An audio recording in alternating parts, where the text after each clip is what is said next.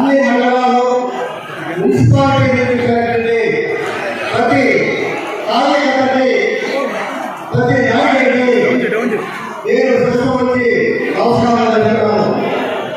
ఈనాటి కార్యక్రమంలో నాతో పాటు అన్ని మండల నాయకులకి రామప్రసాద్ గారి సుమారెడ్డి గారి మన దగ్గర నుంచి కానీ అదే హైదరాబాద్ నుంచి కానీ బాలాపేట నుంచి భాస్కర్ కానీ కమలీ మండలం నుంచి కానీ ప్రత్యేకించి రామప్రసాద్ నుంచి చెందిన తిరుపతి చెందిన భాస్కర్ రెడ్డి చెందిన అశోక్ రెడ్డి దశరామ రెడ్డి వాళ్ళ కుటుంబ సభ్యులకి అదేవిధంగా మా అమ్మాయి గారికి వదిలి గారికి ప్రత్యేకించి ధన్యవాదాలు తెలియజేస్తున్నాము. కాబట్టి ప్రజాప్రతినిధులు డిప్యూటీలు రాజేశ్వరరావు అదేవిధంగా మన వీక్షకులు ప్రసాద్ ఎంపీకి మామూలు ఉంది డిప్యూటీసీ భాస్కర్ రెడ్డి గారు తోటి ఎంపీటీసీలు అదేవిధంగా పంచాయతీ సర్పంచులు కౌన్సిలర్లు ఇతర ప్రజాప్రతినిధులకు కూడా నమస్కారాలు. ఈనాడు నాకు ఇంతమంది అక్షయశైలందుకు ధన్యవాదాలు తెలియజేస్తున్నాను. నేను ఈరోజు నిరసన కార్యక్రమం ఏంటంటే ఎవరైనా సమన్వయకర్త సమన్వయంతో పనిచేయాలి. సమన్వయకర్త వాళ్ళ రోజు నేను ఎవరికి నియోజకవర్గాన్ని ఆయన సమన్వయంతో పనిచేశారని చెప్తున్నాను. మైక్ దగ్గర పెట్టుకున్నా అది ఏది నిజం కాదో మీరే చెప్పాలి. సమన్వయం అంటే వాళ్ళ రోజుల్లో 200 పసిపిల్లలు పెట్టినట్టు కనుక ఈ సమన్వయకర్తలు తెలియజేస్తున్నారు. ఈ ఆంధ్రప్రదేశ్ రాష్ట్రంలో ఏ మంత్రి కానీ ఏ శాసనసభ్యుడు కానీ ఏ చైర్మన్ కానీ 200 పసిపిల్లలు పెట్టినట్టు తెలియక ఒక ఈ సమన్వయకర్తలు తెలియజేస్తున్నారు. సమన్వయకర్త నేను అది చేశాను ఇది చేశాను అది గొప్పగా చెప్పుకుంటున్నాను. ఈ వెంకటగిరి నియోజకవర్గానికి వచ్చిన తర్వాత ఒక్క 10 చేశాను అని చెప్పి అడగతా ఉన్నా. నువ్వు చేస్తా ఉన్నది వ్యంగ్యంగా ప్రసిద్ధి పెట్టడం, వ్యంగ్యంగా మాట్లాడటం, కింద పెట్టడంగా మాట్లాడడం అనేది తప్పగా నువ్వు ఎవరితో సమన్వయం చేస్తున్నావు, ఏ ఒక్కటి సరిగా చేసావు తెలియజేస్తున్నావు. అదేవిధంగా ఆవాళ్ళు కానీ మున్సిపాలిటీలో కానీ ఎలక్షన్ చేసినటువంటి నాయకుడికి వస్తుండడానికి అడుగుతున్నాను. నువ్వేమన్నా ఎప్పుడున్నా వైసీపీ పార్టీకి ఎలక్షన్ చేసావా? ఎక్కడ చేసావు? ఎక్కడ ఓటు చేసావు? ఏమైనా చెప్పగలవా? నీవు పదే మా తండ్రి కానీ మా తల్లి కానీ చెప్తున్నావు. ఏదైనా జనార్దన్ గారు స్వర్గీయ ఆయన నాకు కూడా గౌరవం ఉంది. ఒక మంచి నాయకుడు. అదేవిధంగా అమ్మ రాజ్యాంగ గౌరవం ఉంది. కాదని అంటే వాళ్ళు పెట్టవు. వాళ్ళు ఎదురు చేశారు. కానీ వాళ్ళు గట్టిగా వచ్చి నువ్వు ఏం చేశావు? పార్టీ అధ్యక్షుడిగా నువ్వు ఏం చేశావు? అదేవిధంగా ఏదో ఒక చైర్మన్ పోస్టులో ఉంది, దాన్ని ఏం చేశావు? నేను ఇది చేశాను అది చెప్పే దమ్ము నీకున్నా మధ్య వస్తా, ఈ మీటింగ్ వస్తా, నీకు రేపు జనానికి సమాధానం చేస్తాను తెలియజేస్తున్నాను. వెంకటగిరి ప్రజలు నిన్ను నమ్ముకుంటే నువ్వు నెట్టెలు చేసి వ్యంగ్యంగా మాట్లాడటం, ఏదైతే మాట్లాడటం వెంట నీకే వచ్చి నేను తెలియజేస్తున్నాను. ఇకపోతే ఈ వెంకటగిరి వెనకబడిగా అంటే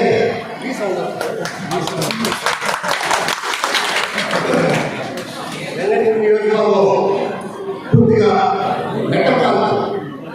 అసలు మెట్ట ప్రాంతం నుంచి మీకు తెలుసా? మెట్ట ప్రాంతం నుంచి మీకు తెలుసా? తెలిస్తే మెట్ట ప్రాంత ప్రజలు బాగుంటుంది. కానీ ఏం చేశారు? మీ దగ్గరకి ఒక సామాన్య కార్యకర్త మీ ఇంటికి వచ్చి దీన్ని కలిసే పెడుతుందా? నేను 600 సంవత్సరం బ్యాంక్ సెక్రటరీగా పనిచేశా. దాని రికార్డు చూసుకో. ఎవరైతే పేదవాడు వచ్చాడో వాడికైతే పనిచేసి పెట్టా.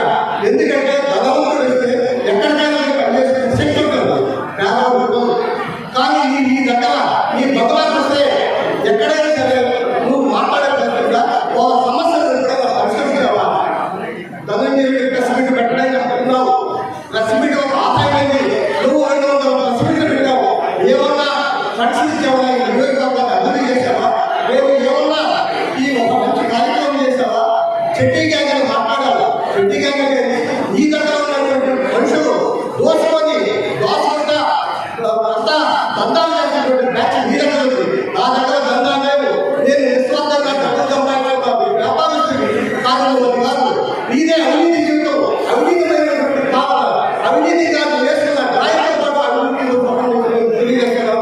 అవినీతి గురించి మాట్లాడాలి. ఎక్కడుంది? ఎవరు చెప్పాడు నీకు అవినీతి లేదు కదా? ఎవరు చెప్పాడు? వస్తావాళ్ళు మాట్లాడతావు. ఏం మాట్లాడుతున్నావు? సిటీ గంగా మాట్లాడాలి. అసలు సిటీ గంగా అర్థం చేసా? నువ్వే సిటీ వేసుకొని చదువుతావు. లేదు బడ్జెట్ ఏం మాట్లాడుతున్నావు? ఒక సమన్వయం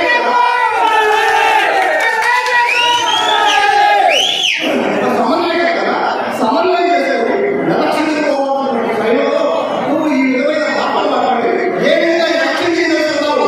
ప్రతిపక్షానికి ఏ విధమైన సమాధానం చెప్తున్నావు?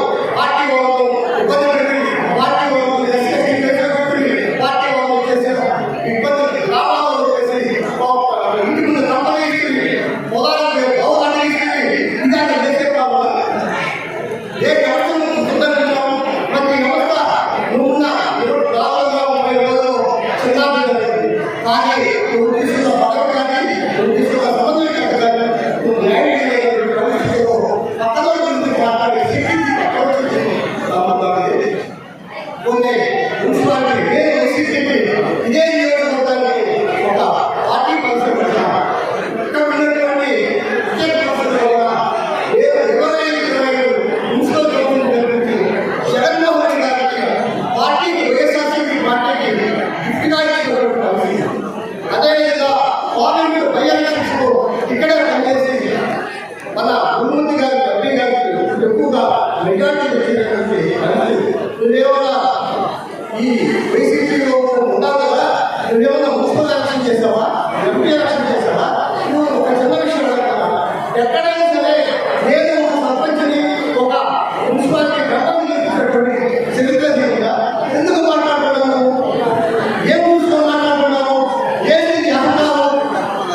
అదే నా ప్రశ్న కూడా నా మనసు కూడా ఏంటంటే నువ్వు నేను మాట్లాడేదానికి నాకు సమాధానం తెలుస్తుంది. నేను ఆవిడ సంస్థలో బ్యాంక్ సెక్రటరీలో కూడా అటువంటి ఎక్కడ కూడా ఒక పంచాయతీ మెంబర్ గురించి గెలవలేదు. నీకు ఏదో దేవుడు దగ్గర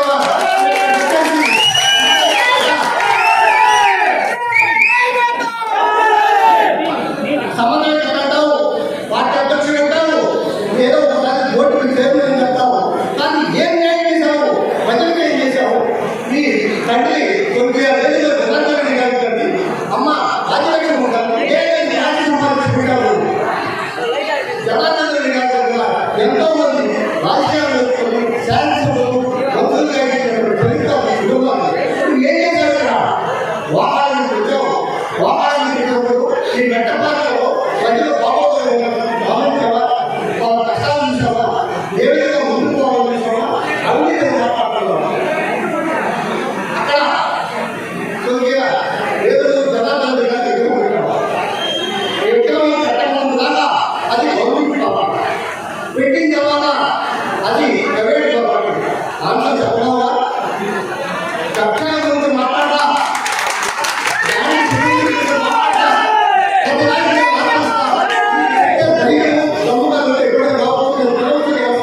అదే పద్ధతి మాట్లాడతాం. అటువంటి వ్యక్తులు కూడా ఏదైనా మాట్లాడడం అన్యాయం తెలియజేస్తారు. ఎలక్షన్స్ లక్షల రూపాయలు ఎంపీడీసీ జడ్పీడీసీ సర్పంచ్ ఎవరో చెంచాడాలి.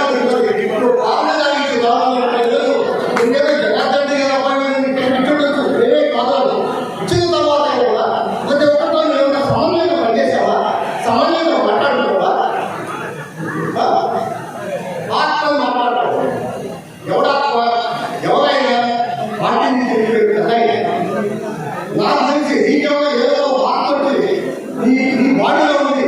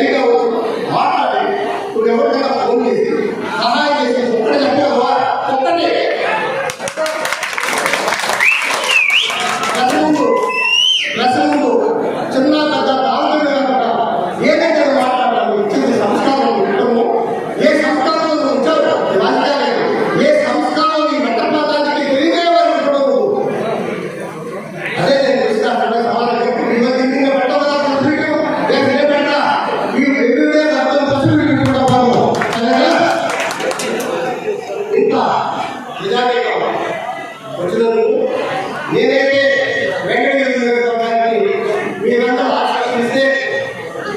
ఆశీర్వదిస్తే ఖచ్చితంగా ముందుకు వెళ్ళడానికి సిద్ధంగా ఉన్నాను. ఈ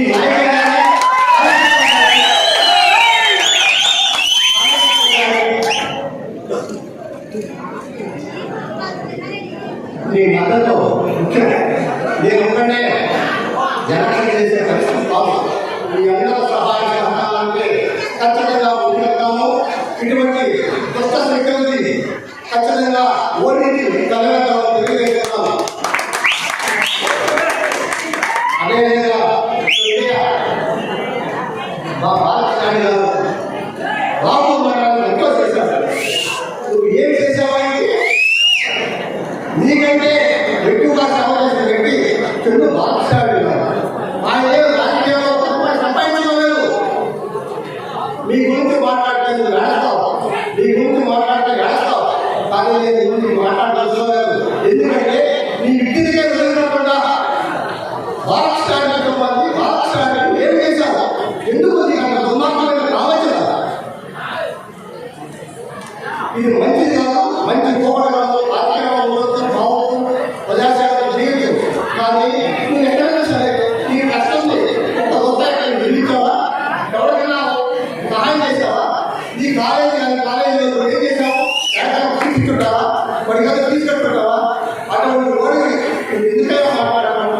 ఒకటి మాట ఇప్పుడు దాకా ఎందుకు సమాధానం చెప్పాలంటే ఇద్దరు వేసే ఉన్నాము.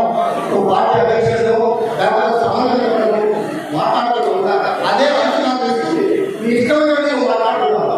ప్రతి దానికి నువ్వు మీటింగ్స్లో దాదాపు 20 మీటింగ్స్లో మాట్లాడారు.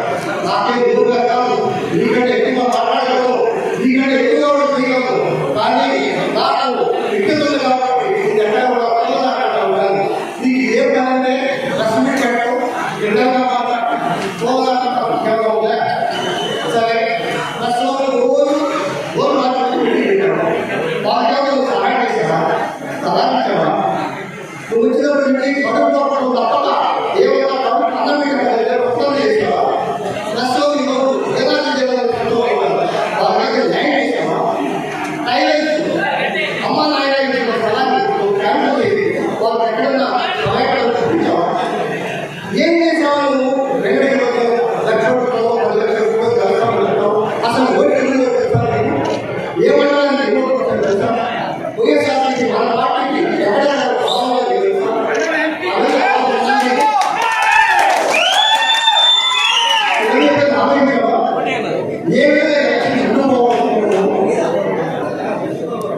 ఏదైనా ముందు పోవాలనుకున్నాము. ఒక ముసుకేసుకొని జరుగుతున్నాను. ఈరోజు వైసీపీ పార్టీని రక్షించడానికి ఈ నిరసన కార్యక్రమాన్ని ధర్నా ఏర్పాటు చేయండి. దానికి 100 మాటలు మాట్లాడారు. చరిత్రది ఏమీ మాట్లాడకుండా 1 సందర్భాలు నువ్వు మా రోజు రాకుండా వచ్చినప్పుడు నీ రోజు బాబు నువ్వు పదే చిట్టి గారి మాట్లాడతావు. అసలు చిట్టి గారికి అర్థం చేయ ఏం మాట్లాడుతున్నావు?